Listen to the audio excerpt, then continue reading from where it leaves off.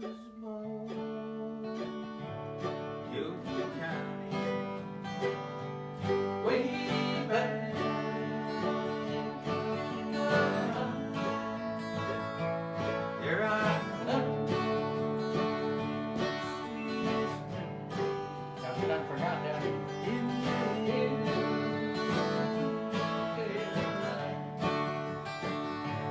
Daddy won't.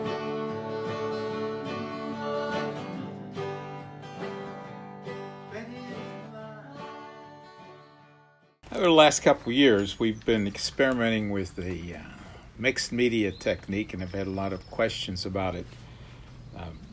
And I'd talk a little bit about this today and use this painting, which we call Lung Iron, as an example. First of all, it's 3 foot by 4 foot and it's on plywood. And the substrate, more often than not, we use canvas, stretched canvas, but in this case, experimenting with a sheet of Luan plywood and a frame built out of pine stock around it. The nice thing about it is it's sturdy, really can't hurt the thing, and it's kind of built ready for framing. But anyhow, the mixed media came a direction I wanted to go just to get away from the standard watercolors. So I always kind of specialized in watercolors, watercolor and paper. But wanted to try something different.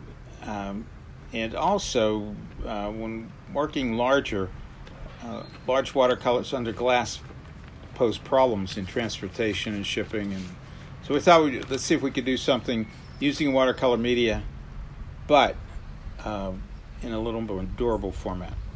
So this particular painting, the theme came because of a golf course scene, and the scene isn't really relevant to the technique. Very often these paintings grow on their own. You start out just with a substrate and putting color on it, and the subject comes later. But in this case, we had an idea. First step in putting this together is you got to prep whatever. The preparation is the same whether it's wood or canvas, and that preparation is coating it with gesso, and not putting it on with a brush, but putting it on with something like a drywall knife, or very often use credit cards or putty knives. What it does is it leaves ridges and bumps in it, which give it a texture that you normally wouldn't get with a watercolor. After it's been gessoed and it has a good technique, what I like to do is put primer on it. In the case of this painting, I probably started running background color over the whole thing, some yellows and a little bit of red. Let it run off. Always squirting it with water, spraying water on it all the time to keep everything liquid and moving, which gives you backgrounds that are, I don't know how you duplicate them otherwise. But after the texture and getting some base colors, I probably haven't even selected a subject yet. I kind of let these things grow. But what I find is the universal thing is to put on a horizon line. If I change anything with this painting, I'd move the horizon down a little bit, but it is what it is. It still works.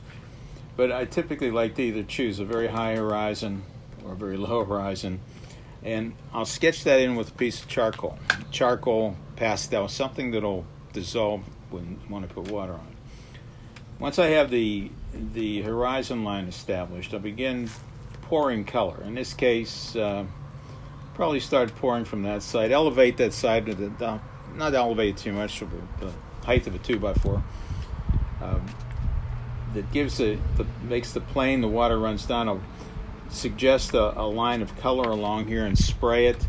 I pour more color on and spray it. I'll get water running down in a rather narrow band, as you can see about where the band was.